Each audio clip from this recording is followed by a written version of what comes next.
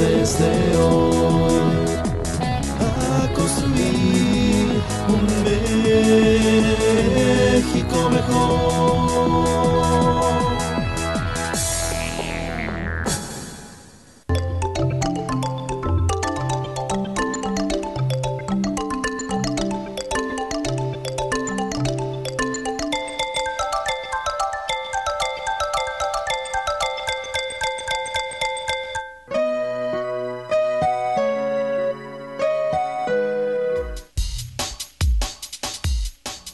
¿Reconoces estos lugares?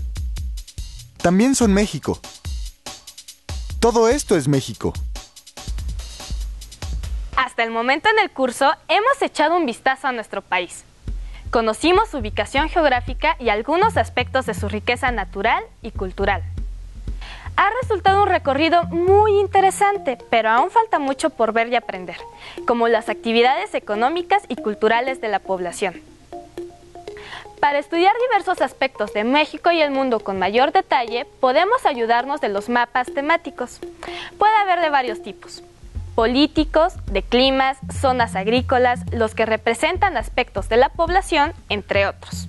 Pero comencemos por el principio. Veamos cómo nos ayuda un mapa a entender la división política de México. El nombre oficial de nuestro país es Estados Unidos Mexicanos y está dividido en 31 entidades y un distrito federal.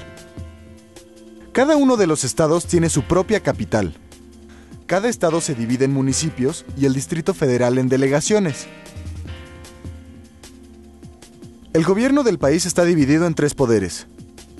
El poder ejecutivo, cuyo cargo lo ocupa el presidente de la República. El poder legislativo, representado por las cámaras de diputados y senadores.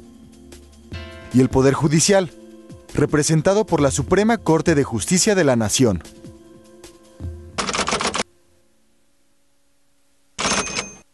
De Ecatepec. En México. En la Ciudad de México. En Ecatepec. En Tepocaco.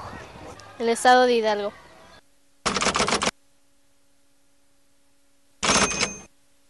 El Distrito Federal. DF. Pachuca. Pachuca. Toluca. Toluca. La diversidad geográfica de nuestro país influye directamente en las actividades económicas de los mexicanos. La ganadería, la agricultura, la industria y el turismo son algunas de las actividades que se realizan en el país. Veamos cómo funcionan. La agricultura y la ganadería, la industria y los servicios son las principales actividades económicas de México y el mundo. Nuestro país cuenta con una gran variedad de productos agrícolas que van desde los productos básicos como el maíz y el frijol, hasta las hortalizas como la lechuga, el tomate y el chile, y frutos como el mango, la guayaba, el durazno, la uva y muchas más. En el sector ganadero se crían reses, cerdos, cabras, borregos, pollos, pavos, una alta producción de huevo de gallina y miel de abeja. La pesca es otra actividad importante para el país. En ella se involucran los estados de la República que cuentan con litorales en el Pacífico, en el Golfo de México y en el Mar Caribe. Más de 40 especies distintas de peces son explotadas. La industria en México se divide en varios sectores: manufacturero, minero, de la construcción, de gas y electricidad. Dentro de la minería se encuentra la extracción de plata, oro, cobre y zinc. Una de las actividades más importantes del país es la extracción del petróleo. Por último, se encuentran los servicios como la hotelería, la gastronomía y el comercio. Otra de las principales características de nuestro país es su diversidad cultural. Esta mezcla de creencias, tradiciones y costumbres hacen de este país un mosaico cultural único en el mundo.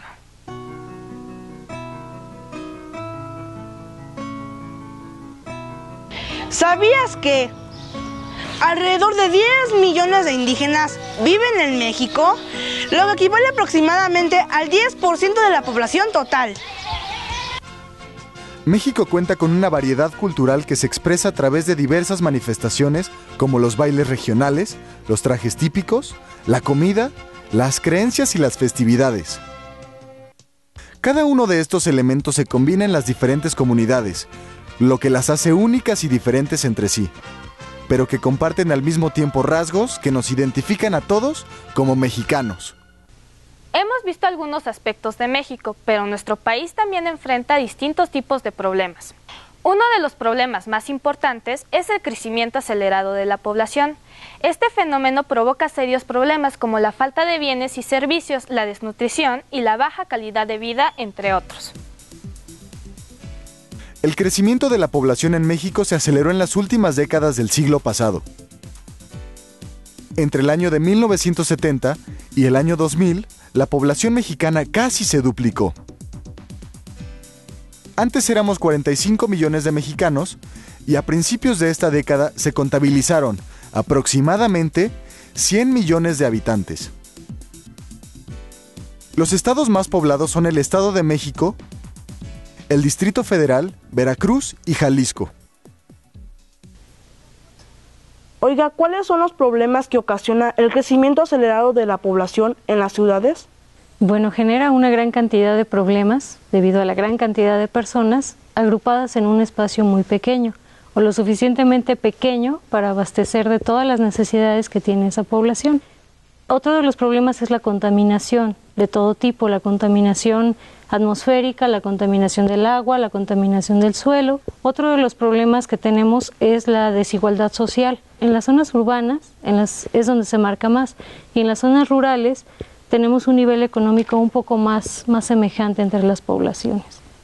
¿Cómo afecta a nuestros recursos naturales este crecimiento? En dos aspectos fundamentales, que sería la sobreexplotación de los recursos, básicamente del agua otra vez, del suelo, de toda la producción de alimentos y del aire. Oye, ¿y qué se está haciendo para controlar el crecimiento de la población aquí en México?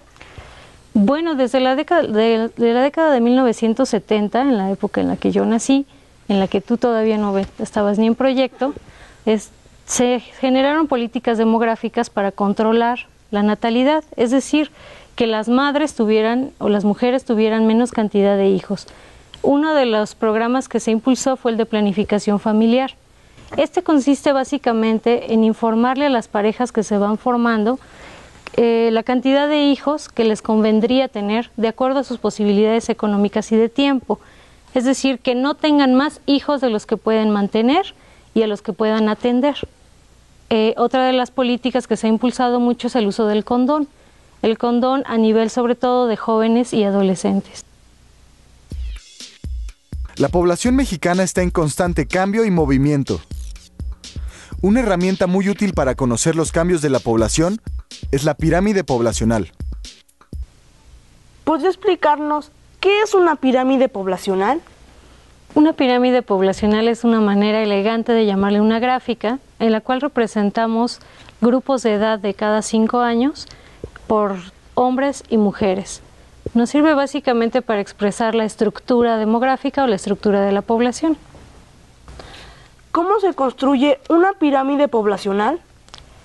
Se construye con base en la información de los censos, es decir, vamos viendo cuántas personas hay de 0 a 5 años, luego de 6 a 10, de 11 a 15 y así sucesivamente. ¿Y cuántos de estos son hombres y mujeres? Se van colocando sucesivamente una sobre otra. Del lado izquierdo vamos a tener la columna de los hombres y del lado derecho el de las mujeres. ¿Cómo está distribuida la población de México por edades? Bueno, en nuestro país tenemos un predominio de jóvenes y adolescentes y niños también. De los 0 a los 15 años tenemos más o menos el 35% de la población mexicana se ubica entre este rango de edades. El resto de la población se considera adulta o anciana. ¿Cómo será la población mexicana dentro de 50 años? Pues podríamos decir que más anciana. No solo por el hecho de que obviamente van a pasar 50 años, sino por el hecho de que todo este grupo o porcentaje de población entre 0 y 15 años, que ahora es de 35%, pasará a formar parte de este grupo entre los 50 y los 65 años de edad. Es decir, tendremos el mayor porcentaje de nuestra población entre adultos mayores y ancianos, podríamos decir. ¿Qué consecuencias habrá al cambiar la edad promedio de los mexicanos? Pues tendremos unos retos muy fuertes para nuestro país, ya que ese gran contingente que estará ubicado entre los 50 y los 65 años de edad estarán por jubilarse o ya jubilados, es decir, ya no formarán parte del mercado laboral. Como lo marcan las estadísticas, en poco tiempo vamos a dejar de ser un país de jóvenes para ser un país de gente mayor. Las necesidades que tendremos los mexicanos serán muy diferentes dentro de 50 años en comparación con las de hoy. Hemos conocido algunos aspectos de nuestro país. Los mapas y las estadísticas nos resultaron muy útiles para descubrir la variedad cultural, poblacional y económica de México. Te invito a que realices una monografía del lugar en donde vives. Usa los elementos que vimos.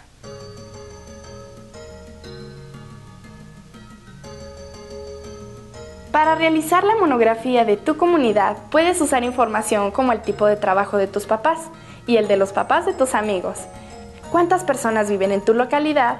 ¿Qué tipo de actividades se realizan? ¿Y qué lugares turísticos y naturales existen cerca? También puedes incluir cuál es la comida típica de tu región y cuáles son las fiestas que tradicionalmente se festejan.